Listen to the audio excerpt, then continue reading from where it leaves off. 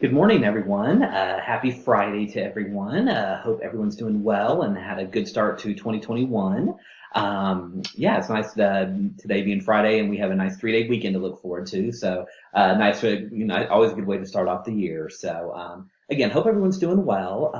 Wanted to make sure everybody saw the email that I had sent earlier this week about the United Way's Equity Challenge. I highly encourage you to sign up for that because you'll get an email every Monday with some DEI tips, advice, thoughts, links, a whole bunch of stuff. And then there's even, from what I understand, take 10, 15 minutes to complete something that they send you. And at the very end of the program in June, you'll receive a certificate, the recognition, and then I think you'll be given access to a whole bunch of other DEI things to look at and to reflect upon. So again, it's completely free to sign up.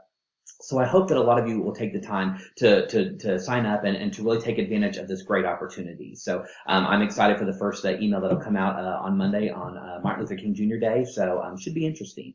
I know, and even beyond that, I know a lot of you also already signed up for the Coupa Challenge, the Coupa 21-Day Equity Challenge that starts next week as well. So either one, I think is good. So if you sign up for both, even better. But hopefully you at least sign up for one because again, these are great opportunities. They're free and they really will help not only engage further conversations but expand our own knowledge base as well. So always a good opportunity. So well, and Monday, of course, being Martin Luther King Jr. Day, he was.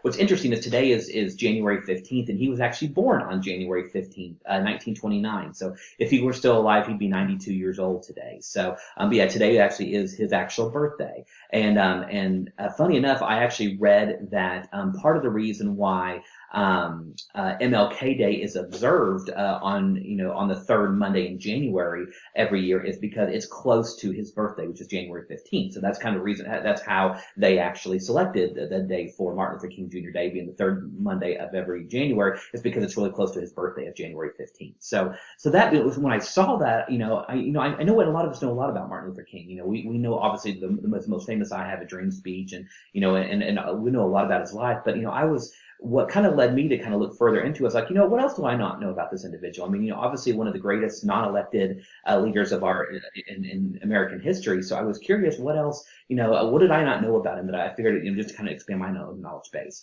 So I wanted to share with you just a couple things that I learned in reading about this individual. First thing I learned is that, Martin was actually not his birth name. His birth name was actually Michael.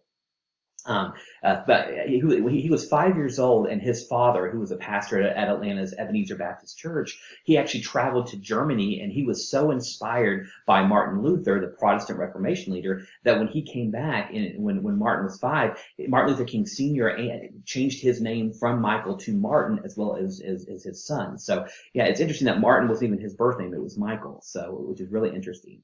MLK actually, he actually entered college at the age of 15. He was so gifted that he skipped grades 9, and 12, and he enrolled in college. I believe it was Morehouse College in Atlanta. And he was the son, grandson, and great-grandson of Baptist ministers, but he had actually no desire to enter, the seminary. But the president of Morehouse College, who was a noted theologian, convinced him to follow in this path. So he actually, Dr. King ended up being a college graduate with a degree in sociology, and then he actually went to Pennsylvania's Crozier Theological Seminary and actually became an ordained minister.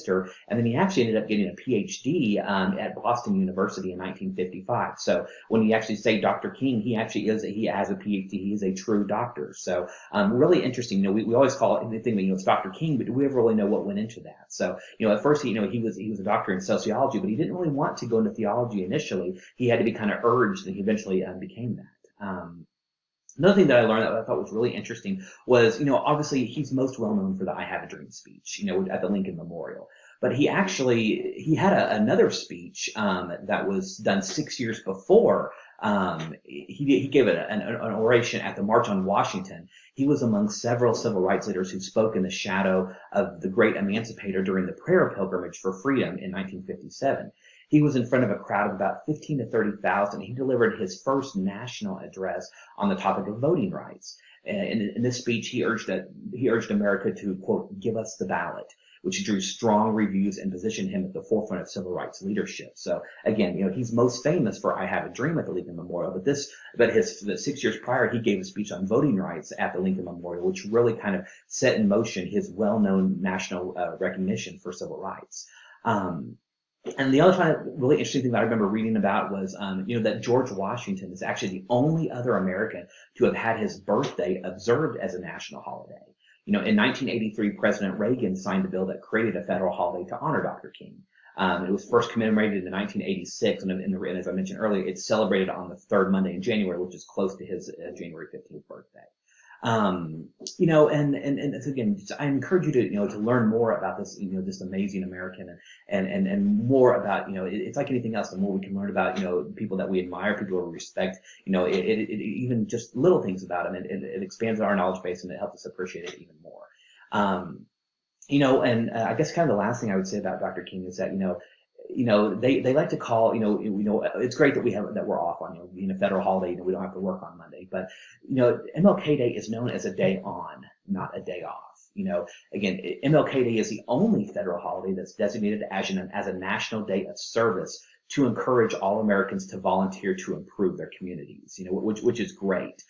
Is that, it's part of the legacy that he left is service to others. And MLK Day is designed to be a day on and not a day off. So, AmeriCorps is is actually one of the most well-known volunteer organizations, and they're collaborating with a presidential committee on what's called MLK National Day of Service. So, I want you to have a great time on Monday, do whatever you would like to do, enjoy yourself. But even if you can take 5 or 10 minutes just to do some type of volunteer work, or contribute to some type of, something online, it's a great way to not only honor Dr. King's legacy, but most importantly, it's part of, being an American and our national commitment to service. And, what better way to do it than to honor, again, one of the greatest non-elected Americans in our history. So, hope everyone's doing well. Again, kind of the first DEI talk of 2021. I love doing these every week, but, as we get further along into 2021, I'll be bringing in some different guest speakers to speak every week. I'm going to do a couple games. I'm going to do a couple of other little ideas, some videos to show you. So, I want it just to be more than just me talking every week.